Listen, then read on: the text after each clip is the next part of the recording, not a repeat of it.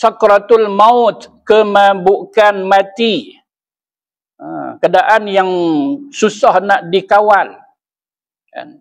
Macam mana keadaan ketika itu yang selama ini duk buruk sangka dengan Allah, waktu tu dia nak baik sangka? Mustahil. Pasal yang sepatutnya ketika itu dituntut apa dia? Sangka baik dengan Allah. Husnuzan. Tapi ketika tak boleh dia nak husnuzan sebab apa? Sebab tak pernah pun. Kan? Sepanjang hidup ataupun sikit je. Yang banyak duk memeruk sangka. Maka ketika itu dia rugi. Dan ketika itu raja dan husnuzan. Tak perlu lagi nak takut kepada Allah. Pasal apa? Pasal dia dah bersedia. Tak perlu takut. Tapi duk dengar takut ni macam mana Ustaz? Baru ni ada sahabat saya Ustaz Nazak. Pakak pila berimpun-berimpun baca Yasin Ustaz. Tapi Ustaz, macam mana ni Ustaz keadaan dia? Dia ni su'u khatimah ke husnul khatimah Ustaz? Siapa? Dah sepanjang kami duk baca Yasin Ustaz, dia duk kata apa? Takut. Takut.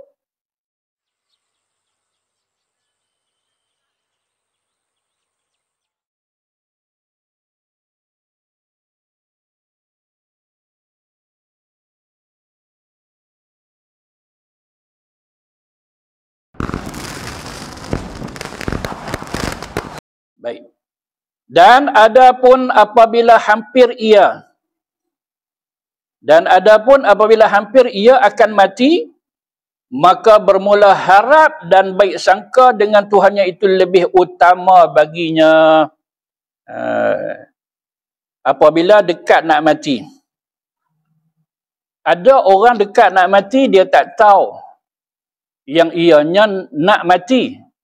Tiba-tiba saja dia mati. Kan? Dia pun tak tahu. Tak ada alamat, tak ada petunjuk. Maka matilah dia yang disebut sebagai mati mendadak. Kan? Tapi kadang-kadang kita yang kata dia tu mati mendadak. Padahal kawan tu dah tahu dah. Ada alamat pada diri dia. Di segi alamat. Dan setengahnya tak ada alamat apa. Kan? Seronok. Masa seronok itulah matilah dia. Dia begitu. Jadi ceritanya mati mengejut. Kan? Dan mati mengejut ini jangan kita sangka buruk. Kita tak tahu hal seseorang, kita tak tahu. Kan? Ada kala dan ketikanya mati mengejut itu membawa rahmat kepada seorang. Dan ada setengahnya mati mengejut itu membawa kecelakaan kepada seseorang. Kalau sekiranya seorang itu orang yang beriman, bertakwa, hebat dia di sisi Allah Ta'ala, biarlah mati itu dikatakan, dianggap sebagainya mati mengejut, kan? Tak dijangka, tak disangka sebagainya. Tapi kalau dia orang yang bertakwa, dia sudah mendapat rahmat daripada Allah Ta'ala. Ini ditegaskan oleh Nabi kita sendiri. Dia dapat rahmat daripada Allah Ta'ala. Sebab apa dapat rahmat pula? Dia mati mengejut. Mati ini macam-macam corak dia. Kan? Orang yang bertakwa, yang beriman, iaitu mereka yang senantiasa. Seorang yang senantiasa atau sentiasa bersedia ke arah kematian dia. Pasal apa dia boleh bersedia? Sebab dia orang yang mantap iman. Seorang yang terlalu tinggi takwa dia. Dan juga dia ni disebut-sebut sebagai orang yang cerdik. Kan?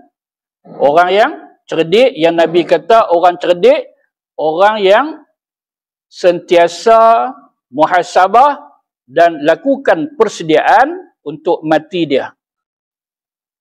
Sebuah hadis daripada Abu Ya'la Shaddad bin Aus radhiyallahu anhu, sabda Nabi, al-kayyisu man dana nafsuhu wa amila lima ba'dal maut. Orang yang pandai, orang yang cerdik itu, iaitu orang yang sentiasa bermuhasabah diri dia. tengok buruk baik dia. Yang bila buruk banyak daripada baik, maka dikurangkan, ditinggalkan sama sekali. Dia lakukan kebaikan demi kebaikan. Ni orang yang pandai. Ni betul-betul orang yang cerdik. Dan waktu yang sama dia beramal untuk sesudah matinya. Jadi kerana itu, maka bilalah mai mati mengejut ini, tiba-tiba sahaja, kan? Maka kita jangan duk risau kalau dia orang yang elok kedudukannya di sisi Allah Ta'ala, kita duk berkawan dengan dia sekian lama, duk sekali dengan dia, rumah sewa sekali, kan? Ada yang duk sewa sekali rumah, tiba kawan dia mati di rumah tu. Ada, kan? Apatah lagi pasangan kita, gerak subuh, tak mangkit dah, suami dah tak ada, suami dia dah tak ada dah mangkit, tapi dia tahu suami dia kalau semayang dekat masjid, balik kalau ada sikit dia minum, tidur awal, mangkit tahajud. Lepas pada bangun tahajud tu, buatlah sikit semayang ke, ambil Quran, baca wirid ke, kemudian rehat sat sebelum masuk subuh. Ni suami dia betul-betul nak praktik qiyamul lail yang dilakukan oleh para salafus soleh, yang mereka lakukan 2 kali tidur. 2 kali tidur. Tidur pertama, lepas pada isyak tu tidur, lepas tu bangun, lakukan ibadat qiyamul lail, buat tahajud sebagainya, tidur semula sebelum masuknya waktu subuh. Amalan salafus soleh yang kurang kita buat lah ni. Yang kurang kita buat. Ada yang qiyamul lail dia sekali bangkit kan? Dia tidur sekali, lepas tu dia bangkit ke duk tunggu subuh. Itu banyak. Yang lagi banyak lepas isyak tidur dengan subuh pun tak. Itu belum kok. Lagi banyak, isyak pun tak buat. Isyak pun tak semayang, serupa maghrib tadi tak semayang, dengan subuh pun tak. Boleh duk gelak. Ulama kata apa? Orang nak berseronok ni apabila orang yang padat ilmu dia dan banyak amalan dia. Patut mereka ni lah, puak-puak ni lah, patut nak seronok. Ni boleh duk seronok. Langgar perintah Allah Ta'ala boleh duk seronok. Jadi begitu kita kata pada dia, seorang yang bila dia mati dalam keadaan yang tak dijangka, tak diduga, yang kata mati mengejut sebagainya, kan dia orang yang bagus, orang yang bertakwa, kan? Aksiden ke apa ke, maka Allah Ta'ala limpahi rahmat kepada dia. Dia sebaliknya seorang yang jauh dengan Allah Ta'ala, perasan-perasan dia dekat, rupanya dia jauh dengan rahmat Allah Ta'ala, mati mengejut, tak ada apa. Dengan tak ada nak bertaubat, tak ada nak minta maaf, hutang pun bayar tak habis, dan niat pula tak mau nak bayarkan hutang tu. Tiba-tiba dia mati. Tu mati orang yang cukup-cukup celaka di sisi Allah. Baik. Jadi seorang ni apabila rasa diri dia hampir kepada mati dia, maka ketika itu dia kena sangka baik kepada Allah Ta'ala. Tapi kalau duk hidup selama ni tak pernah duk menyangka baik dengan Allah, waktu yang kita anggap sebagai waktu yang getir kan, getir. Pasal sakrah ketika itu, sakratul maut, kemabukan mati, keadaan yang susah nak dikawal. Macam mana keadaan ketika itu yang selama ini duk buruk sangka dengan Allah, waktu tu dia nak baik sangka, mustahil. Pasal yang sepatutnya ketika itu dituntut apa dia? Sangka baik dengan Allah, husnuzan. Tapi ketika tak boleh dia nak husnuzan, sebab apa? Sebab tak pernah pun, sepanjang hidup ataupun sikit je, yang banyak duk memeruk sangka. Maka ketika itu dia rugi. Dan ketika itu raja dan husnuzan. Tak perlu lagi nak takut kepada Allah. Pasal apa? Pasal dia dah bersedia. Tak perlu takut. Tapi duk dengar takut ni macam mana Ustaz? Baru ni ada sahabat saya Ustaz Nazak. Pakat pila berimpun-berimpun baca Yasin Ustaz. Tapi Ustaz, macam mana ni Ustaz keadaan dia? Dia ni su'u khatimah ke husnul khatimah Ustaz? Siapa? Dah sepanjang kami duk baca Yasin Ustaz, dia duk kata apa? Takut. Takut.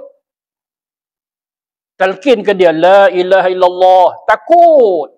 Takut. Mai buat apa ni? Aku tak bersedia lagi. Takut. Sampai habis umur. Itu macam mana Ustaz? Serah kepada Allah lah. Wallahu ta'ala. Saya tak berani nak kata apa lah bab tu. Cumanya, keadaannya begitulah yang kita duk mengaji. Sekarang kalau dia ni seorang yang soleh, yang ketika itu husnudzon dengan Allah dan mengharap balasan ganjaran selama dia hidup ini, maka tak keluar perkataan itu daripada mulut dia. Dia akan keluar apa dia? Kemungkinan dia baca apa-apa surah, apa-apa juzuk. Tak ada kita suruh pun, tak bawa Quran pun tepi dia. Tapi dia duk baca. Kita dengar-dengar, macam baca Yasin. Aku tak apa tapi biasa duk dengar. Panggil kawan dia, hamil dengar, dia baca surah apa? Yasin. Yasin. Kawan hafal, dengar, satu tak jatuh. Nazak ni. Nazak. Ketika sakratul maut. Elok ayat demi ayat, ayat demi ayat. Elok-elok ujung tu, senyap, tak ada dah. Ni nama dia husnul khatimah. Kalau akhir kalam Allah pun dah cukup. Tapi tak. Dia bagi satu surah yang kita nak baca ke dia. Iqra'u Yasin ala mautakum. Orang dekat nak mati nazak ni, kita baca Yasin. Hampa baca aku tak betul, aku baca sendiri. Sungguh kan? Dia baca sendiri dah. Tak apa, dia baca, kita nak baca dah Ustaz. Dia duk baca, bacalah serupa dia. Bacalah sama dia. Dia begitu kan. Kau boleh bacalah surah-surah ataupun ayat-ayat tertentu, hebatlah. Itu kita anggap sebagai mati yang dicemburui. Itu cemburu dengan kematian dia.